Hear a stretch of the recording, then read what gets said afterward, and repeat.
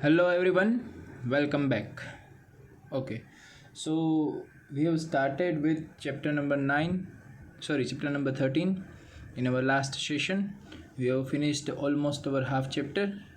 Okay, today we will complete full chapter 13. Okay, so we reached the neighbors of India. So let us start with it. India has a common land boundary with Pakistan and Afghanistan in northwest, with China, Nepal, Bhutan in northeast, and with Myanmar and Bangladesh in east. Okay આ તો આપણને ખબર છે. In south Sri Lanka and Maldives are our maritime neighbours. Okay, maritime neighbours એટલે કે દરિયાના કિનારાવાળા જે આપણા અલગ અલગ જે નેબરિંગ કન્ટ્રીઝ છે એ. India and Sri Lanka are separated by the Palk Strait and Gulf of Mannar. Lakshadweep Island are located in Arabian Sea, while Andaman Nicobar Island are located in Bay of Bengal. Okay. Geological structure. The current physiography of India is the result of the tectonic and the crystal movement of the earth. Both constructive as well as destructive effect of this movement are seen. Okay, તો અત્યારે જે geographical structure આપણને જોવા મળે છે એ geographical structure છે એ due to tectonic movements of plate, કે બહુ પહેલાંના સમયમાં એવી પ્લેટ્સ હતી. ઓકે, એના મૂવમેન્ટના કારણે છે અત્યારે જે જિયોગ્રાફિકલ સ્ટ્રક્ચર આપણે જોઈએ છીએ ડિફરન્ટ કન્ટ્રીઝનો અને સ્પેશિયલી ઇન્ડિયાનો, તો એ વસ્તુ છે જ્યારે ટેક્ટોનિક મૂવમેન્ટ થયેલું હતું, ઓકે, એના કારણે થાય છે.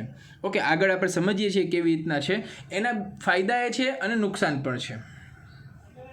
The knowledge about the interior of the earth is very interesting. The crust of the earth floats over the semi-liquid rock of the asthenosphere. Okay, તો આપણું જે અર્થ છે, જે લેન્ડ સરફેસ છે, એ એક પર્ટિક્યુલર લેયર ઉપર છે, જે સેમી લિક્વિડ ફોર્મમાં છે. Heat is generated due to the radioactive process in the interior of the earth.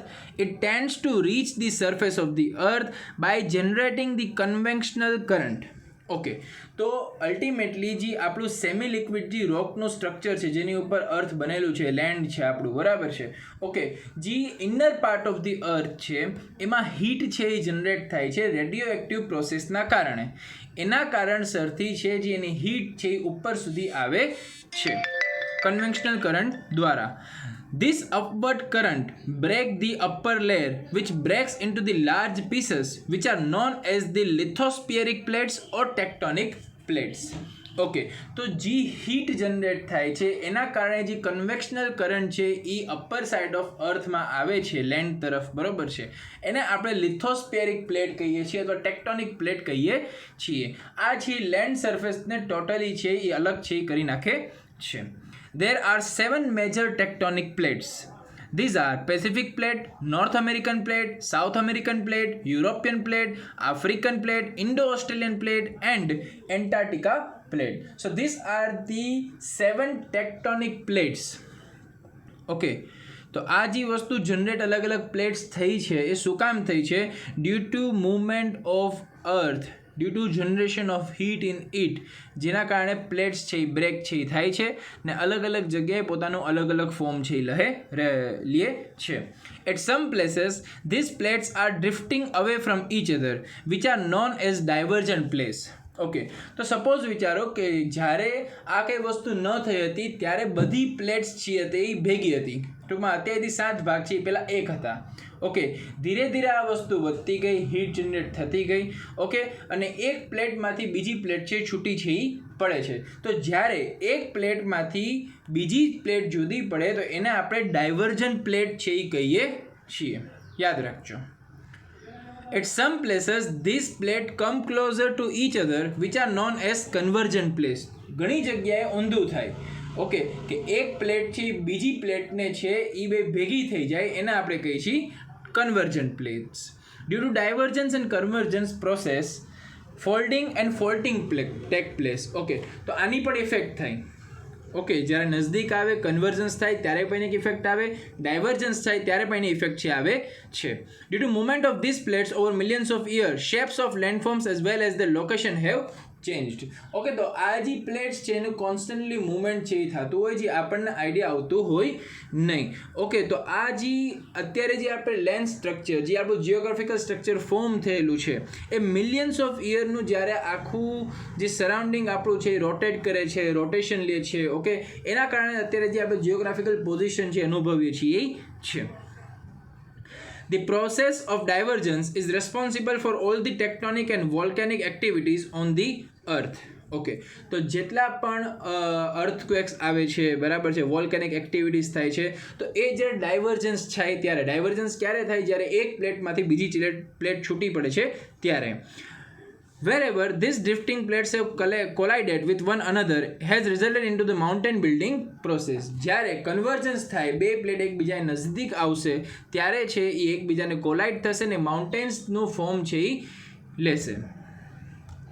Wherever these plates drift away, fisheries created with landforms and oceans. Fisheries એટલે કે water divide region છે, એક પ્રકારનું બની જાય, બરાબર. જ્યારથી છૂટું પડશે ત્યાં વોટર હશે, વ્યવહારિક વસ્તુ છે, તો ફિશરીઝ ડેવલપ છે એ થશે.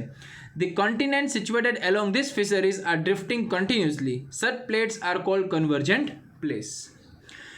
India was a part of very vast and an ancient landmass known as Gondwana land. This large landmass consisted of the present South America, Africa, Australia and Antarctica.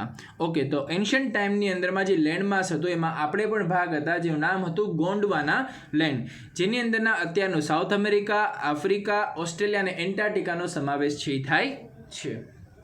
Over a period, the Indo-Australian plate started drifting gradually towards the north. Okay, થોડાક વર્ષો ગયા તો એમાં જે Indo Australian plate હતી એ છૂટી પડતી જાય છે અને ધીરે ધીરે ડ્રિફ્ટ કરતી જાય છે in north direction. It is so believed that the plate collided with the large European plate before about 5 crore years. તો 5 કરોડ વર્ષ પહેલાં આપણી જે ઇન્ડો ઓસ્ટ્રેલિયન પ્લેટ છે એ યુરોપિયન પ્લેટ સાથે છે એ કન્વર્જ છે થાય છે. Due to the collision between Indo-Australian plate and European plate, the Himalayan mountain system emerged out of Tethys Sea. તો એવું માનવામાં આવે છે કે અત્યારે જે હિમાલયન રેન્જસ આપણને દેખાય છે એ શું કામ છે? કારણ કે convergence of Indo Australian plate અને યુરોપિયન પ્લેટ છે 5 કરોડ યર્સ એગો થયું હતું એ માટે. A large valley was formed to the south of the Himalayan system, wherein alluvial sediments were deposited by the rivers from the north and south of it. Okay, તો હિમાલયા છે, okay, એના સાઉથમાં તમે નીચે જતા જાઓ તો ધીરે ધીરે છે એ તમારું જે અલ્ટિટ્યુડ છે એ નીચે થતું જાય છે. નીચે જતાં તમને રિવર્સ છે એ પણ ફ્લો કરે છે, કઈ ડાયરેક્શનમાં કરે છે? ફ્રોમ નોર્થ ટુ સાઉથમાં કરે છે. તો અલુવિયલ ડેપોઝિટ છે તમને જોવા છે એ મળે છે. Thus, the Ganga plain between Himalayas and the southern peninsula was formed. A huge volcanic eruption took place in the northwest of the peninsular plateau, as a result of which the western portion of the plateau was disintegrated and was submerged. Okay, તો northwest જે region આપણું છે, okay, પેનિન્સ્યુલર પ્લેટ્યુનું, એ ઘણું બધું region છે એ submerge છે થઈ ગયેલું છે due to volcanic eruption. This led to the formation of the Arabian Sea. તો જે એરિયા સબમર્જ થયું એની અંદરમાં અરેબિયન સી છે અત્યારે તમને દેખાય છે. Due to this submergence, the western Ghats became more distinct.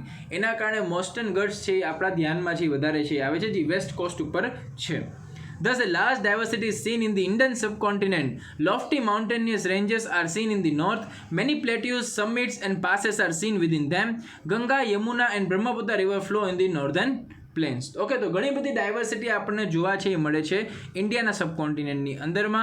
એક જગ્યાએ માઉન્ટેનિયસ રેન્જસ છે નોર્થની અંદરમાં, તો બીજી જગ્યાએ છે આપણે જોઈએ છીએ અલગ અલગ જે રિવર્સ છે, ગંગા, યમુના, બ્રહ્મપુત્રા, બરાબર છે, એ નોર્ધન પ્લેન્સમાં છે. નીચે તમે જાઓ તો અરેબિયન સી એન્ડ બે ઓફ બેંગાલ છે. Their alluvial deposit have formed the plain. Edges in the form of Ghats on two sides of the plateau and coastal plains on the east and western margins are situated. Thus, India holds a diversified physiography. Okay, east side માં western Ghats છે, east side માં eastern Ghats છે, west side માં western Ghats છે, coastal line ઉપર છે east coast line અને west coast line ઉપર. ઓકે, તો એ આ એક પ્રકારની આપણી જે ફિઝિયોગ્રાફી છે એમાં ડાયવર્સિટી આપણને જોવા છે એ મળે છે. એક જગ્યાએ માઉન્ટેન્સ છે, નીચે પણ માઉન્ટેન્સ છે, બટ કોસ્ટ લાઇન છે, તો સામે બે ઓફ બેંગાલ અને અરેબિયન સી પણ છે. સો બહુ જ આખી ડાયવર્સિટી આપણા ઇન્ડિયામાં આપણને જોવા છે એ મળે છે. Okay, so here we complete our chapter number 13. Okay, સરખી રીતના બધી વસ્તુ કરી લેજો. નેક્સ્ટ સેશન હશે ત્યારે નવું લેક્ચર આપણે સ્ટાર્ટ છે, નવું ચેપ્ટર આપણે સ્ટાર્ટ છે કરશું. ત્યાર સુધી બધાને ગુડ બાય, ટેક કેર.